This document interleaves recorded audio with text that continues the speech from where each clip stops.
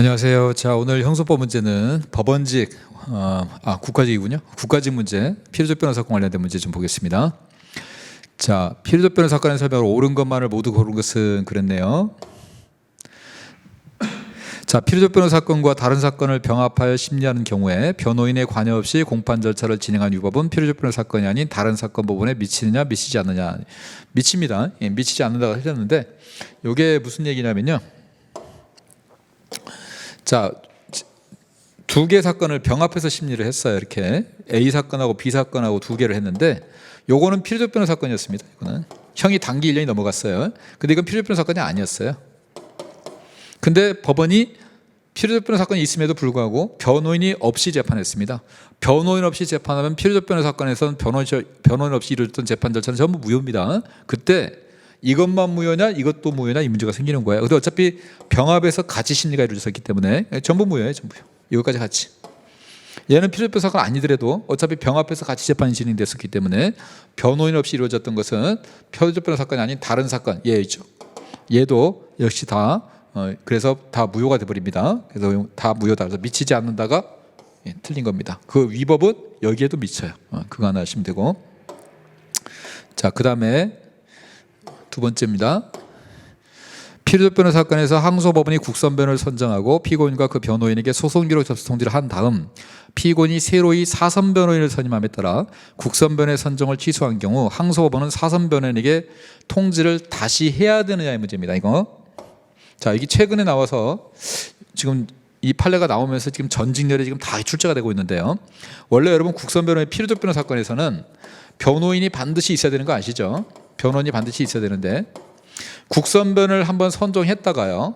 이 국선변호인에게 통지를 해서 20일을 주죠. 근데 이 국선변호인이 중간에 교체가 돼버리면 피고인에게 어떤 그 피고인에게 잘못이 있지 않는 한은 교체가 되면 교체된 이 국선변호인에게 다시 통지를 하고 또 20일을 또 주는 게 원칙입니다. 이렇게 하는 게 원래 원칙입니다. 그런데 이 사례는 지금 여러분 잘 보시면요. 피해자적 변호에서 항소법원이 국선변호를 선정을 했는데 피고인이 이 국선변호는 싫다고 해서 사선변호인을 자기가 선임을 해버렸어요.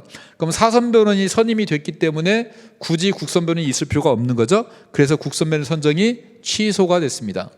자, 원래 국선변호인이 있었는데 피고인 잘못 아닌데 법원이 국선변호인을 취소하게 되면, 그래서 교체를 하게 되면 이 새로운 국선변호인에게 또 통지를 하게 돼 있단 말이에요. 이렇게. 근데 이 경우는 다르죠. 이 경우는 법원이 국선변호를 선정했는데 피고인이 국선변호인 싫다고 사선변호인을 지금 자기가 스스로 선임한 사안이기 때문에 이 사선변호인에게 또 통지를 해줘야 되는 이 문제가 생긴 겁니다. 이거는 할 필요가 없다라고 하는 겁니다. 이거는 우리가 국선변호인을 취소해서 새로 국선변호인이 나왔을 때 그 국선변호인에게 통지를 다시 해주는 거지. 법원은 국선변호인을 선정했는데 피고인이 싫다고 사선변호인을 선정했을 때는 그 사선변호인에게 다시 통지할 필요가 없어요. 그래서 요 사건 같은 경우는 이렇게 되는 겁니다. 국선이 있었는데 당연히 국선변호인에게 통지를 해줬겠죠. 그리고 20일 줬습니다. 근데 사선변호인이 선임이 돼버렸어요. 사선변호인이 선임되니까 당연히 뭘 했을까요? 국선을 취소했습니다. 20일이죠. 이유서 제출해야 되는 20일은 원래 이 국선변호인에게 통지한 요날로부터 20일 준 거 있죠? 요걸로 결정한다는 겁니다.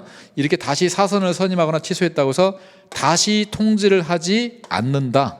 여기서부터 20일을 다시 주는 게 아니다. 그냥 기존에 통지했던 거 요 20일을 그대로 간다 이 말입니다. 그래서 요 판례 기존의 판례들하고 좀 차이가 조금 있기 때문에 잘 기억을 해두세요. 요거는 중요한 의미가 좀 있습니다. 그래서 이것도 틀린 지문이고요.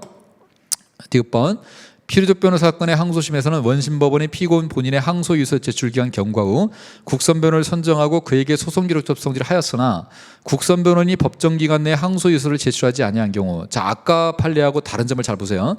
아까 판례는 국선변호인을 법원이 선정을 했는데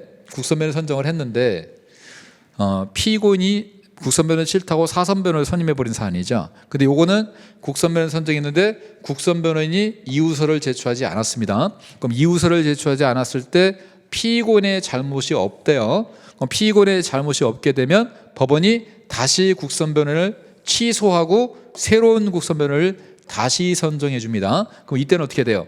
이 사람에게는 다시 통지하고 20일을 줘야 됩니다. 아까하고 좀 다르죠. 아까는 사선변을 국선변은 싫다고 피고인이 사선변을 자기가 선임한 사안이기 때문에 굳이 통지할 필요 없지만, 요거는 국선변원이 잘못해가지고 그 국선변을 취소하고 법원이 다시 국선변을 선정했단 말이에요. 이때는 통지하고 20일을 다시 줘야 됩니다. 이거는 그래서 아까 판례하고 비교를 좀 잘 해보세요. 요거는 맞는 지문입니다.